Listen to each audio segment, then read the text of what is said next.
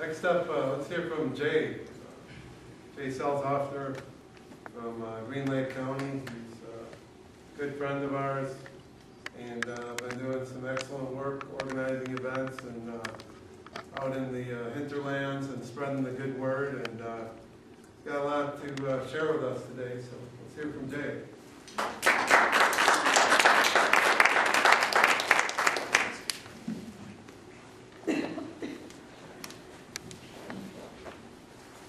I know this is always nerve-wracking for everybody, so I gotta start off by just saying it's about awareness. You know, this whole deal is about awareness.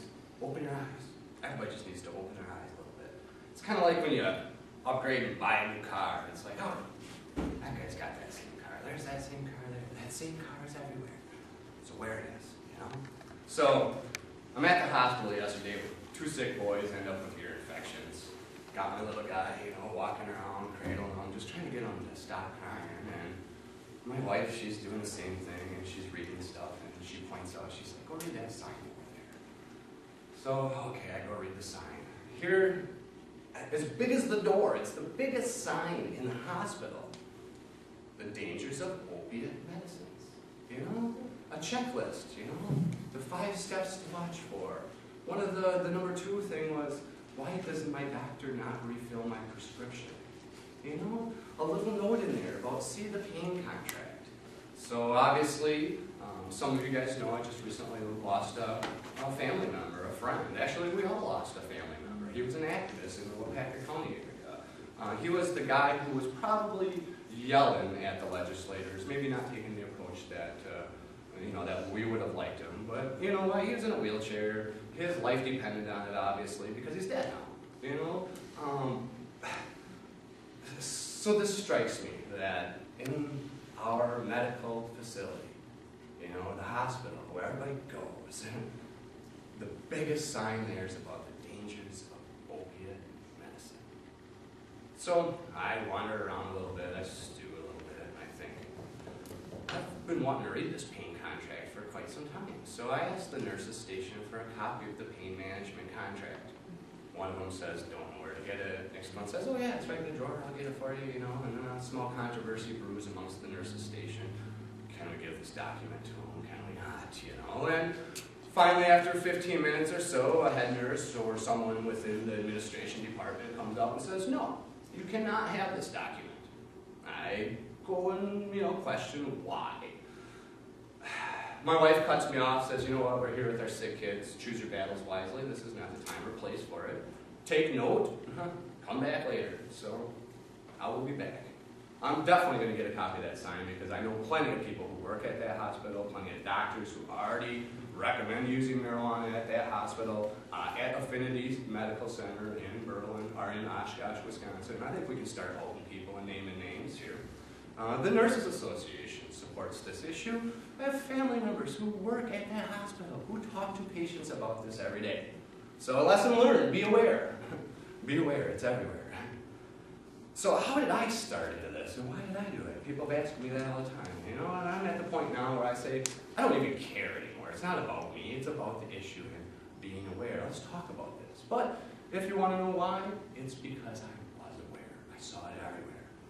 I started by hanging up some signs, you know, just doing the thing behind the scenes. Gas stations, libraries, here and there. Then I got some signature pages from some folks. Got a little bit of interaction going. Actually found out, a lot of other people are aware too. They started sharing some stories with me. So I added about that much space on the bottom of the signature page so people could start to share their stories. And you know what? Everybody shared a story. Whether it was about them, no. Usually it was about a family member, or a friend, or a colleague, or you know, someone who was ill and is not using marijuana and not using cannabis simply because it's against the law, and that's not right. And that's what they're saying.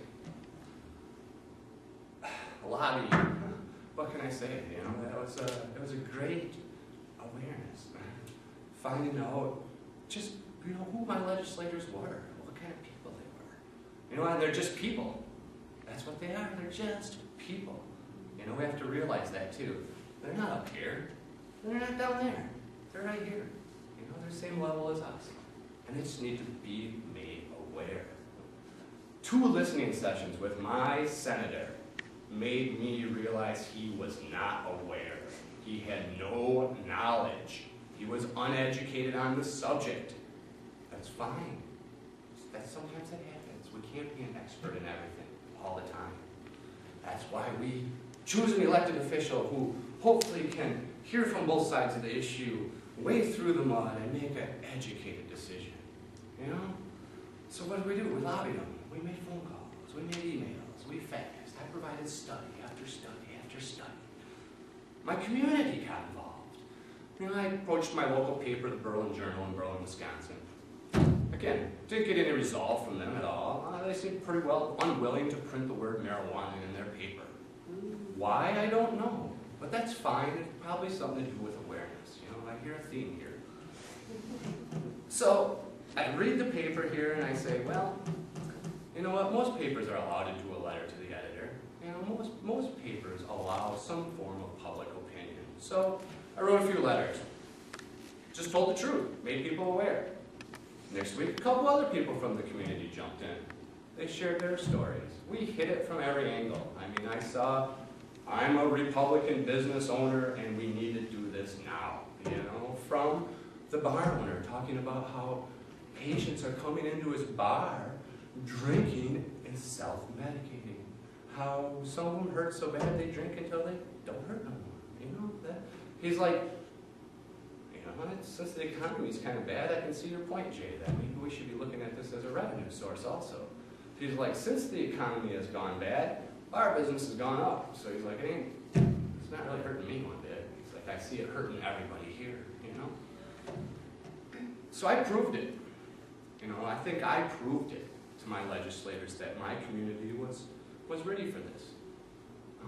We decided to put together a little expo at the library, bring together some folks in the community, just to show, I guess, you know, the municipality, the leaders, the law enforcement agencies, the people who are going to make these decisions and regulations for us, just exactly who a medical marijuana patient was. You know, we saw, I'm not going to out her today, because she's just an old senior citizen looking for some alternative medicines, but I saw an 80-year-old senior citizen there who followed up with me on the phone afterwards, who joined our local organization. You know, our town doctor came out. Everybody was there. We didn't have any problems. The response I received from my community afterwards, including those leaders, was overwhelmingly positive. Except for a couple, two, Senator Olson and Representative Baldwin, I still have not heard from them at all. You know, matter of fact, actually I should say that, we did hear from them. My wife received an email back mid-February. It's, you know, the generic political type email, thanks for your concerns. Should the bill become before me, I'll take your considerations with me. We looked at when that email was sent to my legislator. An email was sent in November. We get a response in February. Don't understand. And like I said, I've been in that office many times. They have my email, they have our phone number. Again, it's about awareness. So just to rehash, in the 70s, marijuana was proven as medicine. We know that. The race was on by Big Pharma to really, you know, create a synthetic form, bottle it, pill it, market it, sell it, pound it down our throats. Can you make something as good as Mother Nature? I don't think so, but nonetheless, let's let them try. In the 80s, a couple drugs came out. Marinol's the big one. We all hear about it. $5,000 a month. Yeah, expensive, you know. I mean, not worth it is what the doctors say. They lean over the counter and say, we do have a prescription for Marinol, but I probably wouldn't buy it. It's not worth it, you know. Those are the doctors in the community. So